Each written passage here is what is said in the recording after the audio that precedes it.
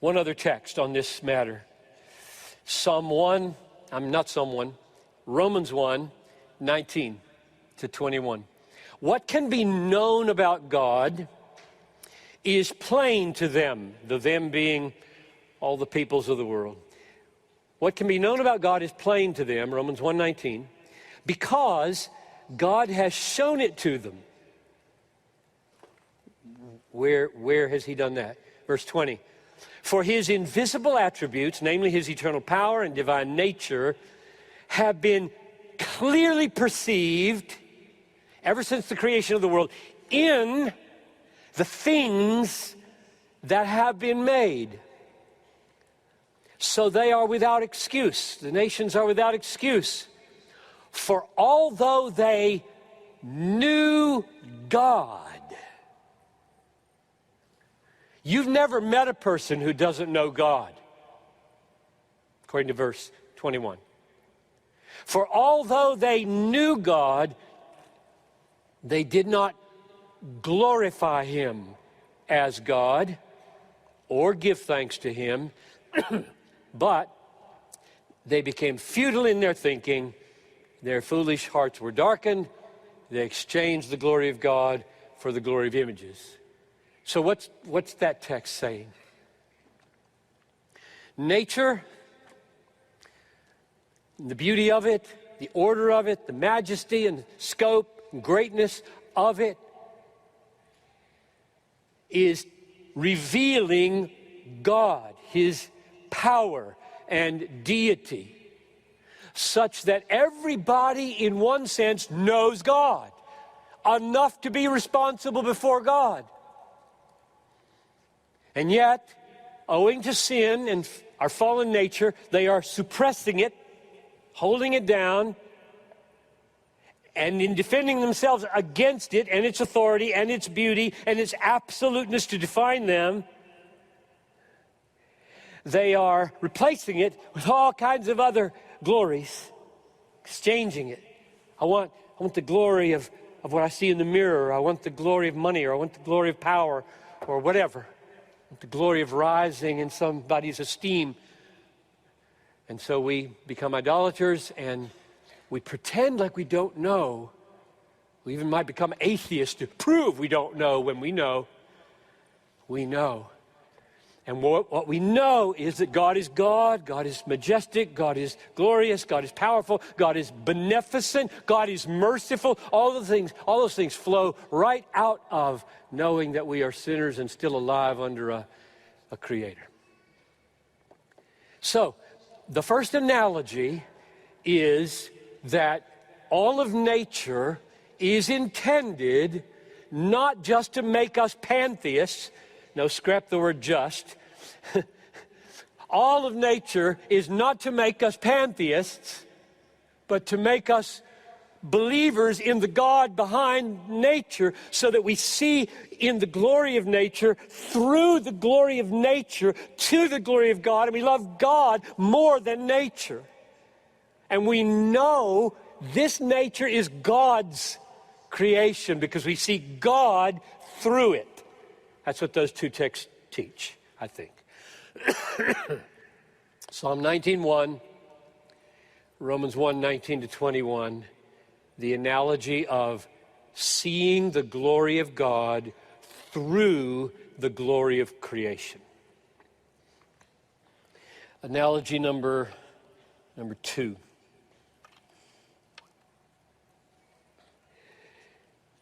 The glory of the God-man, Jesus Christ, was intended to be seen in the incarnate man, Jesus Christ, who, if you'd met him, would have looked just like another Osama bin Laden.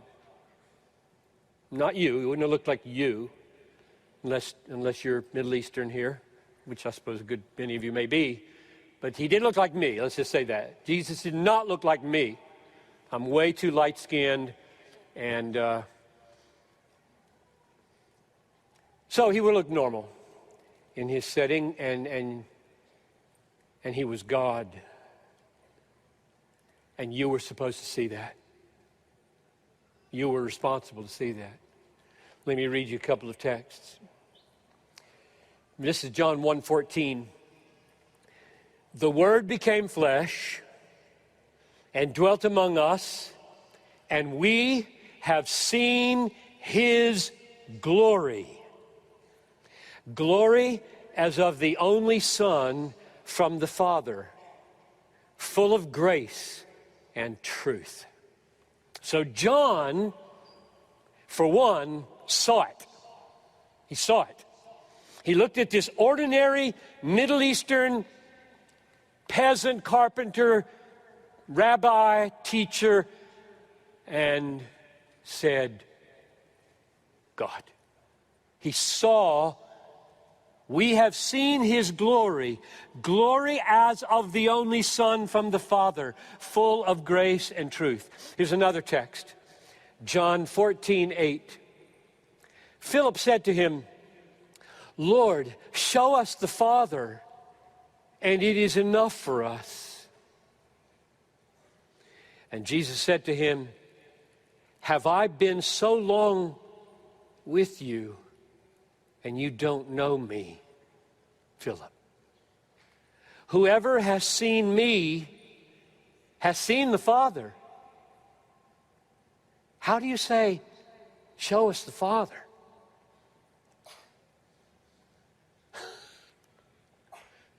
Judas didn't see it, right? John saw Him and saw Him. Judas saw Him and did not see Him. Seeing they do not see, Jesus said of the Pharisees. Seeing they do not see. Same as with nature, right? The heavens are telling the glory of God. And thousands of physicists and astronomers don't see it. Jesus was full of the glory and the grace of God, and thousands looked at Him and didn't see it. Even His own brothers didn't see it. Judas sold Him like He was nothing. Peter saw it. Why did Peter see it? You remember the text? This is Matthew 16:15.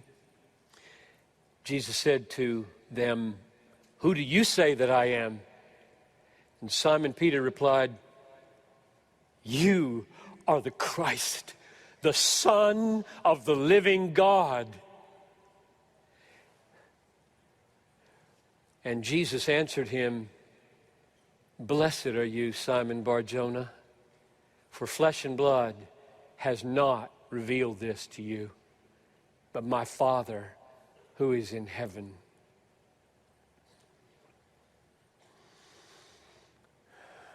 That's how you became a Christian. Flesh and blood looks at Jesus and is bored. Flesh and blood looks at Jesus and is angry, offended, mocking, belittling.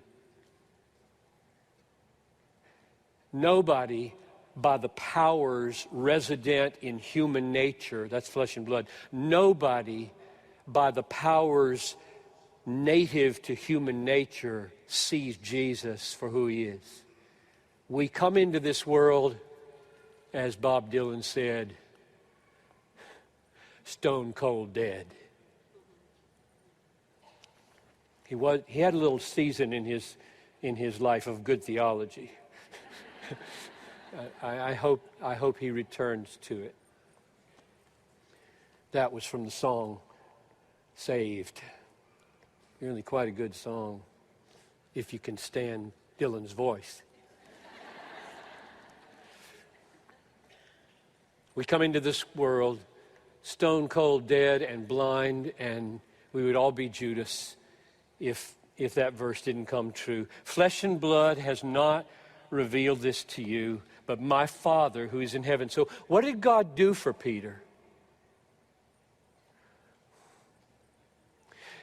He didn't make Jesus any different, right? Jesus is Jesus. He does his miracles. He teaches like no man ever taught. He loves the outcast. He shuts the mouths of naysayers. Jesus is incomparably great, and he didn't change for Judas and Peter. He was the same for both of them. So what's the difference? God opened the eyes of Peter's heart, and he saw God. So there's analogy number two. If anybody is going to recognize Jesus as the true Son of God, they will have to see him with more than these eyes as they read this book. So they read, we have wonderful access to Jesus here. In fact, I'll risk this, I would say every one of you who has a Bible, has better access to Jesus than anybody who knew him in his life. They knew him little snippets. You have 4 infallibly inspired portraits of Jesus, which are much fuller, deeper than anybody knew who was talking to him face to face. You may have often wished, wow, if I could have just been there. If you'd been there, you'd have been Judas without a miracle. And reading the Bible, you're going to be a Judas without a miracle. And the Bible is a far fuller portrayal of Jesus than anybody had who was talking to him face to face. So analogy number 2 is that the Son of God showed up in history, Son of God, full of grace and truth, glory upon glory. And the sight of that glory is why they knew he was who he was. And that's how I'm arguing we come to know the Bible is true. Analogy number 3. This is getting very, very close. This is probably the most important one. I added number 4 last night in the hotel room. But this is where it used to come to a climax. I've given this talk maybe 3 times. And so this is, you're going to get a bonus, number 4. But let's do number 3 because it's the most important, I think. We come to know that the gospel, now I'm not saying whole Bible right now, I'm just saying gospel, as you tell the story of the incarnation, the life, the death, the substitutionary atonement, the resurrection, that glorious center, this is what the Gospel Coalition is about, that glorious center of gospel, Christ died for me and rose again according to the Scriptures. You know that's true because in it and through it there is these are the words of Edwards, and I'll show you Paul's words, a divine and supernatural light immediately communicated to the soul. That's Edwards. I like it. And I like it so much because it's biblical. So let's go to 2 Corinthians chapter 4, if you're following along, otherwise listening carefully. 2 Corinthians 4, verse 4. The God of this world, this is Satan now, the God of this world has blinded the minds of the unbelievers. Okay, now just stop there and let that sink in. The mind, not just the eye here, the mind, the thought process by which one perceives, assesses, concludes, the mind, Satan can get at it and shut it down. So it's just full of deception. It's just totally wacko. It's haywire. That's the world we live in, right? He's the God of this world. And he's blinded the minds of unbelievers, keep reading, to keep them from seeing, now here come the words that Edwards paraphrased, to keep them from seeing the light of the gospel of the glory of Christ, who is the image of God. That phrase, just about as important as anything in the Bible to me. The light of the gospel, of the glory of Christ, who is the very image of God. That's what Satan keeps people from seeing when they're reading their Bible, or listening to Billy Graham, or reading a tract, or listening to you talk across Panera Bread, trying to lead them to Jesus. I usually say Pizza Hut. But I have this stereotype of Panera Bread being a ladies' place, so. And I do go there when my wife wants to. And they're Italian, whatever that one's called. I like that. It's big. So there you are with a friend that you love, and she's not a believer. And you're doing your best to make him look beautiful, right?